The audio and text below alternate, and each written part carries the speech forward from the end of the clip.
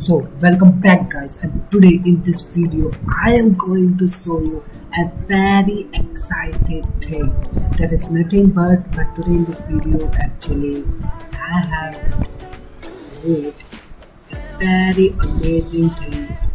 Basically two things. Number one, जो live कैमरे के अंदर क्या करेगा, वीडियो को चेंज करेगा,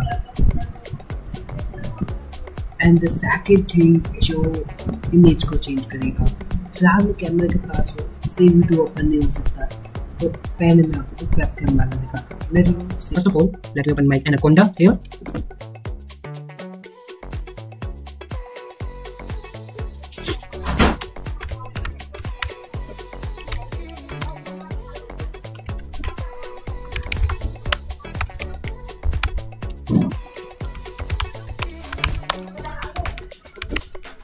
And let the app be start, and this is literally awesome thing. As you can see, let the app be run first. Let me go this and this. Let the application be load. And why is it having so much time? Yeah, so here what I can say, I can choose any image of my phone. Suppose मैं ये वाली image को choose कर देता हूँ, and मेरा model क्या करेगा, मेरा मॉडल इसका बैकग्राउंड रिमूव कर देगा। Yes, that's the main thing. गजब की बात तो यह है कि मैंने अपने मॉडल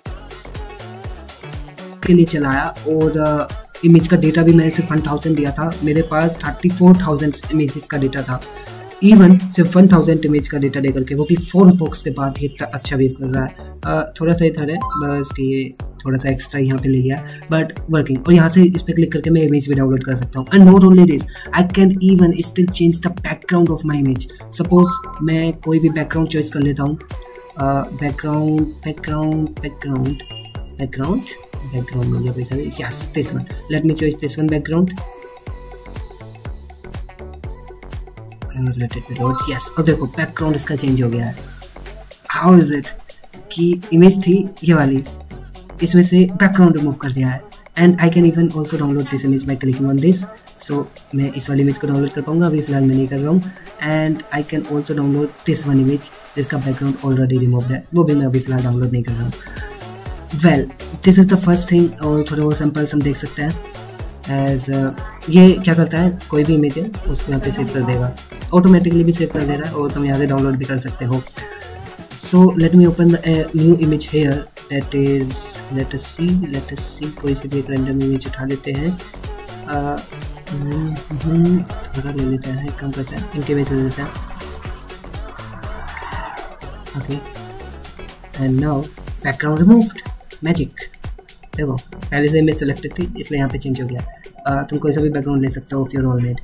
तो दैट्स ऑल। और अभी इतना ही नहीं है, एक और चीज़ है इसमें,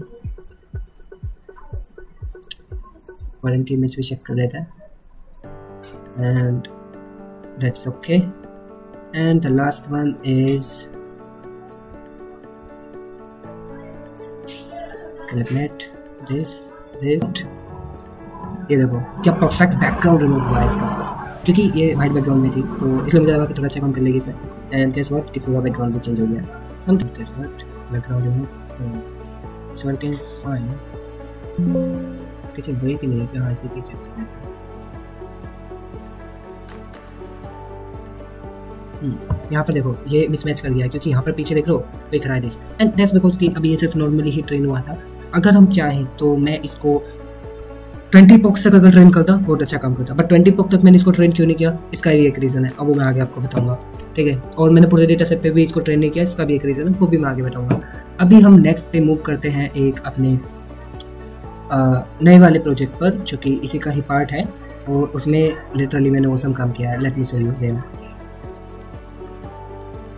सो here let me go to where is that, yes that's here. अब मैं आपको दिखाने जा रहा हूँ अपना आलू रुतबाई। ये आलू क्या है, बहुत लोगों ने मुझे कमेंट किया कि फाइल का नाम आलू ही क्यों मिलता है। वही जब कुछ समझ नहीं आता तो आलू नाम रख देता हूँ मैं आपका। तो पाइथन आलू.py, यस एंड सी, इसने बैकग्राउंड रिमूव किया है मेरा रन टाइम पे। वीडियो भी बन रही है ठीक है, साथ के साथ बैकग्राउंड रिमूव हो रहा है। और ये बैकग्राउंड की फाइल आ रही है, क्योंकि फाइल ऑलरेडी सेम चल रखी है। मैं चाहूँ तो इसका पाथ बदल सकता हूँ, मैं कोई दूसरा बैकग्राउंड लगाना चाहूँ तो वो लगा सकता हूँ। लेट मी शो यू क्यों क्लिक करने के बाद। सो कहाँ बैठाना, चलो पार्क में रखते हैं, दिया हुआ सॉरी से सेव एज इमेज VG1 जो VG फॉर्मेट में। मैं यहाँ पर आऊँगा आलू रोट पाई हुए, और यहाँ पर नहीं किया, यहाँ पे VG1 डाल दूँगा। That's all done. दोबारा से स्क्रिप्ट रन करूँगा and guess what, the background will be change. See, मेरा रन टाइम पे बैकग्राउंड चेंज हो गया है, समझ रहे। हालांकि ये थोड़ा सा जैसे तुम देख सकते हो फ्लड कर पाया बिकॉज ऑफ दैट कि मॉडल अच्छे से भी तो ट्रेन नहीं हुआ है इतना, तो हम इस पर वर्क करेंगे लेटर ऑन। ओके, पाइथन कम था, एनाकोंडा भी आ गया, कैसे बचेंगे। कैसे पीडी इंपोर्ट कर लिया, नंपा इंपोर्ट कर लिया है। फिर सेकंड मैंने क्या किया, ऑपरेटिंग सिस्टम को इंपोर्ट किया है, लेट्स प्रिंट एंटर। फिर मैंने पहले मैं फोल्डर स्ट्रक्चर दिखा देता हूँ। फोल्डर स्ट्रक्चर कुछ ऐसा है, ये डेटा सेट मैंने लिया है कैगल से, ठीक है, और लिटरली काफ़ी बड़ा डेटा सेट है, टोटल 31 GB का डेटा सेट है ये। कितना? 31 GB का। डाउनलोड करने में काफ़ी टाइम लगा था इसको, तो लेकिन मैं पूरे डेटा सेट पर ट्रेन नहीं किया मॉडल, तो उसका भी रीज़न मैं दिखाऊंगा। मैंने आर्काइव के अंदर अगर तुम जाओ, मेरे 3 फोल्डर्स है, ठीक है, एक है मैटिंग, एक है क्लिप इमेजेस। मैं अगर ह्यूमन के हाफ ह्यूमन में जाता हूँ, यहाँ पे वही दोनों सेम फोल्डर है जो पीछे की तरफ थे, मैं हर एक फोल्डर पे आता हूँ। और अगर मैं इस वाले फोल्डर पे आता हूँ, ठीक है, क्लिप इमेजेस में, तो इसमें मेरे पास काफ़ी सारे फोल्डर्स हैं, और हर एक फोल्डर के अंदर फिर फोल्डर्स हैं, और उन फोल्डर के अंदर मेरे पास क्या है, इमेजेस हैं, ठीक है, हर किसी की इमेजेस हैं। लेटर हमारे पास एक आती है फिर मैटिंग। मैटिंग में क्या है, उनका बैकग्राउंड रिमूव होते हुए इमेजेस है, सेम फोल्डर के नेम सेम है, फोल्डर का नेम सेम है, ताकि सेम बंदे का सेम इमेज आ सके, समझ रहे हो ना। मतलब ये वाले बंदे की image, late me show you कैसे काम कर रहा है। अगर मैं नंबर 1 फोल्डर पे आता हूँ और नंबर 1 वाले पे आता हूँ, तो देखो ये इमेज है जिनके बैकग्राउंड रिमूव है, और अगर मैं इनकी एक्चुअल इमेज पर आता हूँ जिनके बैकग्राउंड रिमूव नहीं है, इन वाले पर, तो वो कुछ ऐसे दिखते हैं, समझे। तो उनके बैकग्राउंड रिमूव होकर के हमारे पास ऐसा आ रहा है। फिर मैं क्या करता हूँ, मैं आता हूँ अपने जुपिटर नोटबुक में। मैंने जुपिटर का ऑपरेटिंग सिस्टम लिया ताकि मैं डायरेक्टरीज वगैरह देखूँ। लिस्ट डायरेक्टरी मैंने चलाया इस तरीके से, ताकि थोड़ा सा मुझे पता चल जाए क्या क्या डायरेक्टरीज है। अभी कुछ फोटोज वगैरह एक्स्ट्रा आ गई है तो वो दिखा रहा है। फिर मैंने एक बेस डायरेक्टरी बनाई। इस बेस डायरेक्टरी के अंदर फिर हमारे पास 2 चीज़ें आई। नंबर 1 मैटिंग वाला, तो इसका तो मैंने कुछ यूज़ नहीं किया था। हाँ, ये मैंने यूज़ किया, इसका नाम है फेच पाथ रिकर्सिव।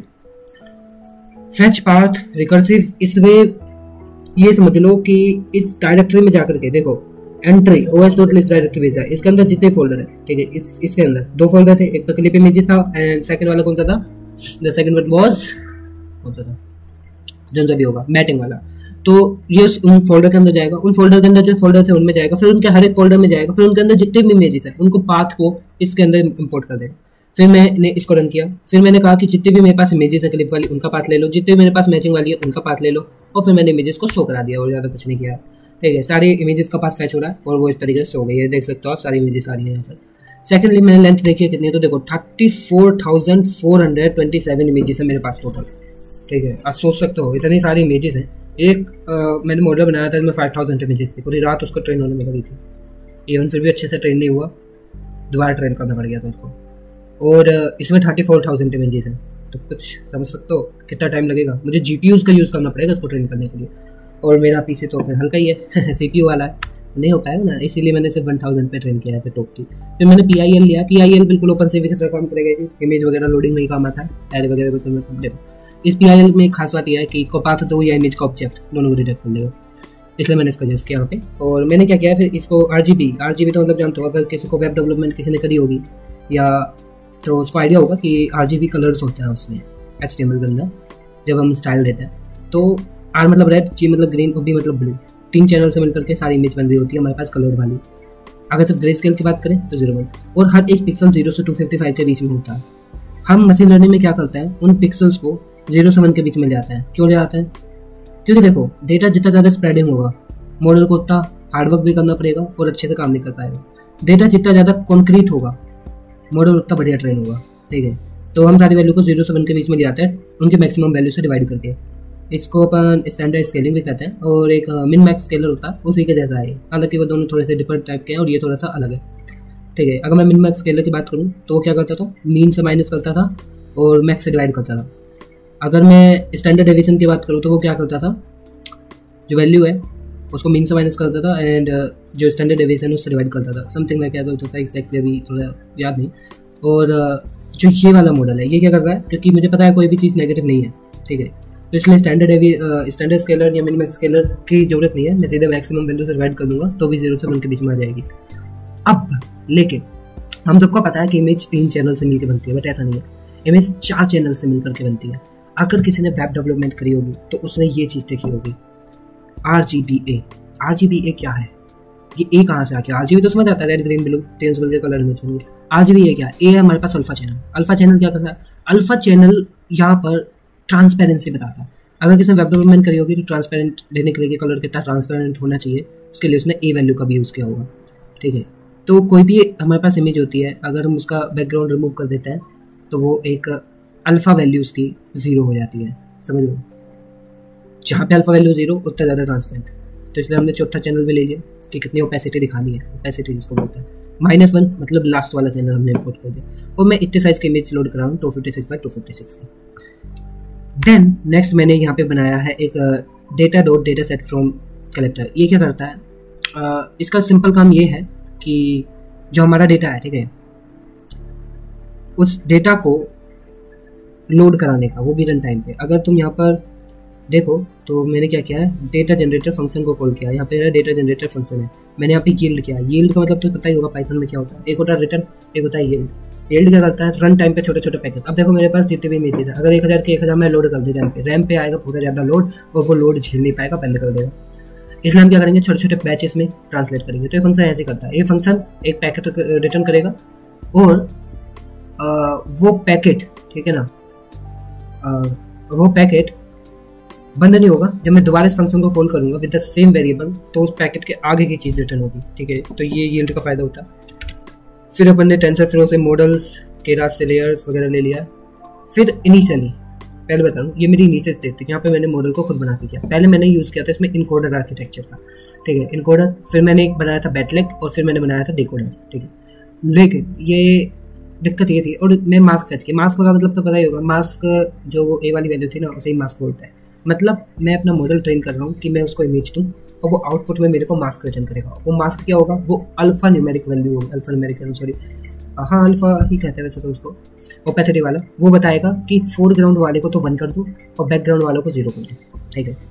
फिर उसके बाद मैं इमेज के साथ मर्ज करके उस चीज़ को फाइनल इमेज आउटपुट में दे दूँगा, ऐसा कुछ करना। तो मैंने इसको यूज़ किया, और इस आर्किटेक्चर में दिक्कत ये आ रही थी कि आर्किटेक्चर वैसे काफ़ी बढ़िया है, ठीक है, दिक्कत ये आ रही थी इतने सारे वेट्स को अपडेट करना था जो कि मेरा कंप्यूटर झेल नहीं पा रहा था, ठीक है, काफ़ी ज़्यादा टाइम ले रहा था। इवन एक इपोक में भी मैंने जो कैलकुलेशन करी थी, एक इपोक में इसको 20 मिनट लग रही थी, और मैंने टोटल 20 इपोक्स चलाई थी। एंड कुछ बैचेस में भी जा रहा था, बैचेस मैंने 8 के अप्रोक्स में रखा था, और ये अच्छे से काम नहीं किया क्योंकि काफ़ी टाइम ले जाता है। ये अप्रोक्स 6 साल तक तो ले जाता, ठीक है, 6 घंटे ले जाता ट्रेन होने में, तो मैं पीछे नहीं चल पा रहा। फिर मैंने इसका एक अल्टरनेटिव सोल्यूशन निकाला। इनिशियली मैंने वर्बोस ट्रू वगैरह किया था ताकि थोड़ा TQDM से दिख सके कितना लोड हो गया कितना नहीं, बट डेट डजंट मैटर, मैंने उसको हटा दिया, ठीक है। मैंने क्या किया, मैंने एक प्री ट्रेंड मॉडल लिया मोबाइल नेट V2, और इसको मैंने फाइन ट्यून किया। ऊपर की लेयर मैंने इसकी हटा दी। ऊपर की लेयर हटाने के बाद मैंने यहाँ पे खुद की लेयर लगाई है। यस, अब ये जो आर्किटेक्चर तुम देख रहे हो, ये आर्किटेक्चर मैंने ChatGPT का हेल्प लिया है यहाँ पे, ठीक है, कमेंट से भी पता ही चल रहा होगा। यहाँ पे अगर तुम देख रहे हो इनिशियली हुआ क्या है, ये मोबाइल नेट की लेयर्स मेरे पास इंपोर्ट हो गई है, ठीक है, मोबाइल नेट की लेयर्स मेरे पास आ गई है क्योंकि ऑलरेडी प्री ट्रेंड मॉडल है, काफ़ी अच्छा है। इस लेयर के बाद मैंने अपने यहाँ पे खुद की लेयर बनाई है जो कि एक पोल ट्रांसपोज लेयर है। इतने नोट्स है इसमें, 3 कर्नल्स का यूज़ करेगा, स्टाइल भी दिया 2 की। क्यों? क्योंकि यहाँ पर क्या है, मुझे बार बार एक्सपेरिमेंट करके देखना पड़ता था, ठीक है। मेरी ऊपर वाली लेयर तो वैसे ही ढाई टाइम ले रही थी, तो मैंने सोचा कि विदाउट एनी एक्सपेरिमेंट कि बार बार करके देखो कौन सा अच्छा काम करता है, काफ़ी टाइम ले लेगा। मैंने ChatGPT को प्रॉम्प्ट दिया, मैंने कहा कि मुझे एक अच्छा सा आर्किटेक्चर बना करके दो, और उसने ये वाला आर्किटेक्चर मेरे को रिकमेंड किया। फिर यहाँ पे मैंने खुद की लेयर्स लगाई इस मॉडल के आगे, तो पूरा का पूरा मेरा मॉडल बन गया यहाँ पर, ठीक है। उसके बाद समरी वगैरह प्रिंट कर दिया। एडम का मैंने यूज़ किया क्योंकि सबको पता है एडम अच्छा काम करता है। बाइनरी ग्रोथ एंट्रोपी है क्योंकि हमें बाइनरी फंक्शन कर रहे हैं, या तो 0 या 1, ठीक है। एक्यूरेसी को मैंने ट्रेस किया, वर्बोस वगैरह 2, और 10 इपोक्स मैंने चलाए, वरना टाइम ज़्यादा ले लेता, ठीक है, फिर मैंने इसको रन किया एंड रिमूव कीजिए। अब तो मेरा मॉडल ट्रेन हो चुका है, मॉडल से प्रेडिक्शन भी तो करानी है। अब जो भी मैं इमेज दूँ उसको मुझे उस फॉर्म में भी तो कन्वर्ट करना पड़ेगा जो मॉडल को चाहिए। तो ये वही काम करता है, मेरा इमेज लेता है, लोड करेगा, डायमेंशन उसको एक्सपेंड करेगा पाइप में। मैंने यहाँ पे स्ट्रीमलाइट का यूज़ किया, ठीक है। उसके बाद मैंने वही जो अपने वहाँ पे फंक्शंस बनाए थे, load image and remove DJ, यहाँ पे रखते हैं। मॉडल को मैंने .keras के फॉर्मेट में सेव कर दिया था, तो सेव करने के बाद ये रहा मेरा मॉडल, ठीक है। मैंने क्या कर दिया, मैंने इसी मॉडल को यहाँ पे कर दिया लोड, इसी टूल्स के लिए मॉडल को किया लोड करने के बाद सेम वही चीज़ अपनी चलाई और स्ट्रीमलाइट के साथ जोड़ दिया एक वेब बनाने के लिए 100 फिर मैंने एक alu.py बनाया क्योंकि मेरे पास नहीं आया कि क्यों ना ये क्या कर रहा था, ये मेरी स्ट्रीमलाइट ऐप थी जो कि इमेज ले रही थी, बैकग्राउंड रिमूव कर रही थी। मैंने सोचा कि जो वीडियो होती है वो भी तो इमेजेस का ही फ्रेम होती है, तो क्यों ना CV2 का यूज़ करके, OpenCV को यूज़ करते हुए मैं अपने फ्रेम को पास ऑन करूँ, उसका बैकग्राउंड रिमूव करूँ, बैकग्राउंड अपडेट करूँ और उसके बाद क्या करूँ, उस वाले फ्रेम को स्क्रीन पर दिखा दूँ। एंड मैंने जस्ट एक एक्सपेरिमेंट करके देखा alu.py के अंदर और इट वर्क, जो कि मैंने इसका वीडियो मुझे दिखाया था कि कैसे मैं upload of side video set. So that was all. अगर आपको अच्छी लग रही है वीडियो, प्रोजेक्ट्स अच्छे लग रहे हो तो लाइक शेयर सब्सक्राइब करना। मैं फ्यूचर में ऐसे ही प्रोजेक्ट्स लाता हूँ।